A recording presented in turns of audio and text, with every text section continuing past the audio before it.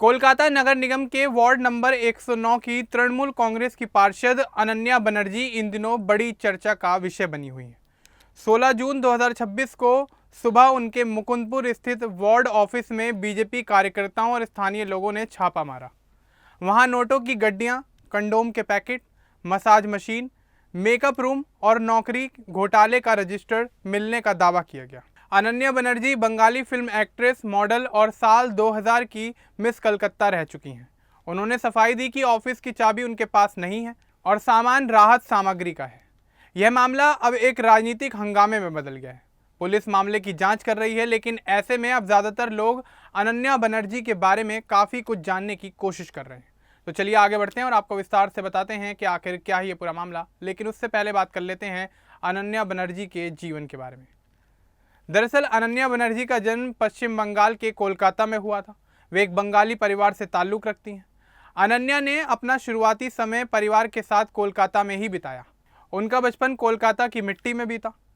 अनन्या ने स्कूल की पढ़ाई साउथ पॉइंट हाई स्कूल से की थी। इसके बाद उन्होंने कलकत्ता यूनिवर्सिटी से इंग्लिश में ग्रेजुएशन पूरा किया।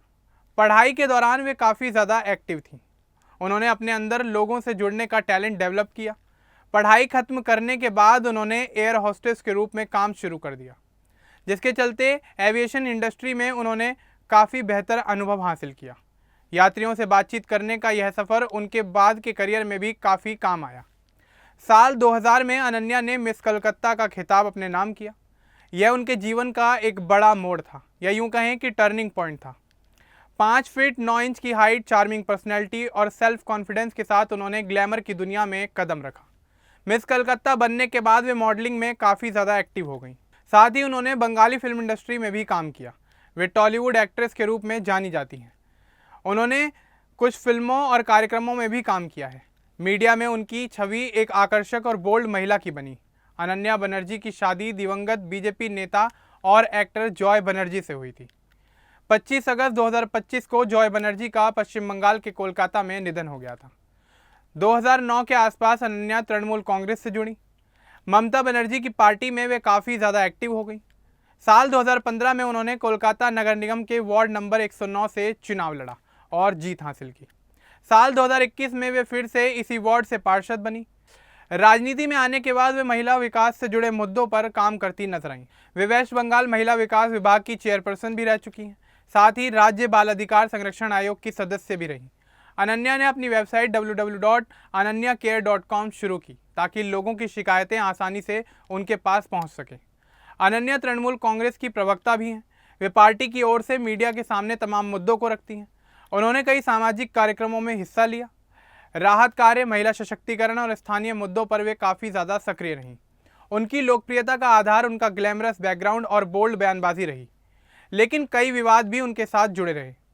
साल 2015 के चुनाव के समय अनन्या ने वार्ड में घर घर जाकर प्रचार शुरू किया। उन्होंने लोगों से सीधे जुड़ने की कोशिश की।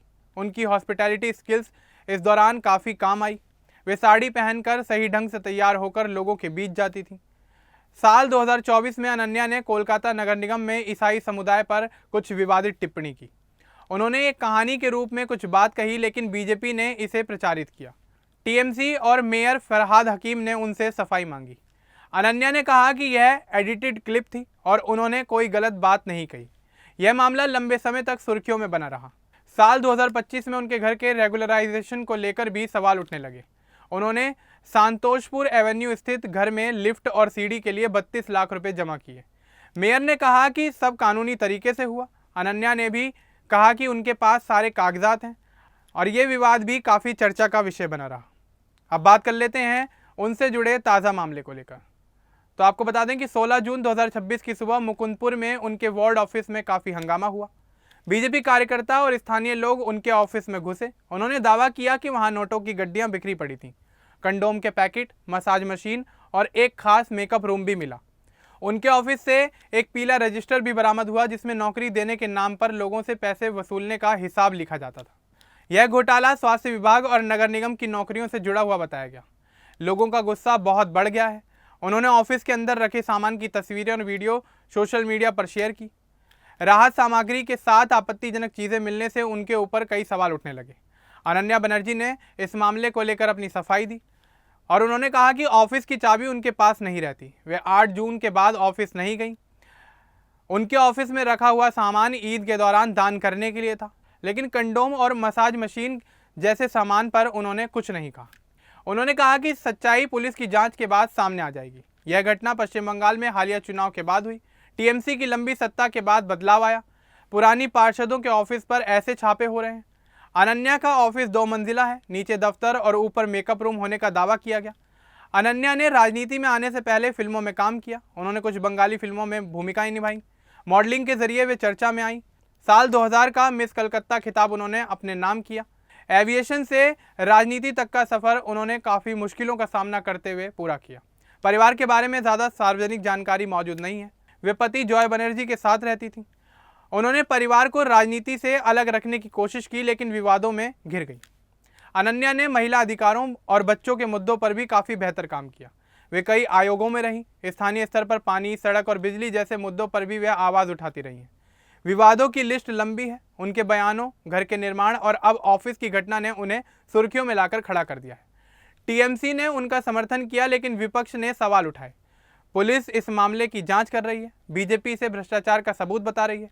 अनन्या कह रही हैं कि यह राजनीतिक साजिश है। स्थानीय लोग जवाब चाहते हैं कि सरकारी ऑफिस में ऐसे सामान आखिर कैसे और कहां से आए। अनन्या का करियर दिखाता है कि एक महिला कई क्षेत्रों में काम कर सकती है, मॉडलिंग, एक्टिंग, पार्षद और प्रवक्ता। लेकिन हर कदम पर उनके साथ विवाद भी जुड़े रहे। 16 जून 2026 की घटना के बाद सोशल मीडिया पर बहस काफ़ी ज़्यादा बढ़ गई है।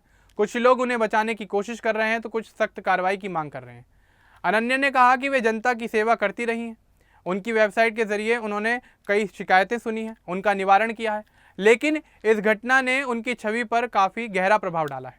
कोलकाता नगर निगम में वार्ड 109 में वे 2 बार चुनी गई। लोगों ने उन पर अपना भरोसा जताया, लेकिन अब उनको लेकर कई सवाल उठने लगे। यह पूरा मामला दिखाता है कि राजनीति में व्यक्तिगत और सार्वजनिक जीवन कैसे एक साथ जुड़ जाते हैं। अनन्या का सफ़र अभी भी जारी है। उनसे जुड़े ताज़ा मामले में जांच का इंतजार किया जा रहा है। अनन्या बनर्जी ने कभी हार नहीं मानी। उन्होंने कई बड़ी चुनौतियों का सामना किया। ग्लैमर से शुरू कर अब राजनीतिक तूफान झेल रही हैं।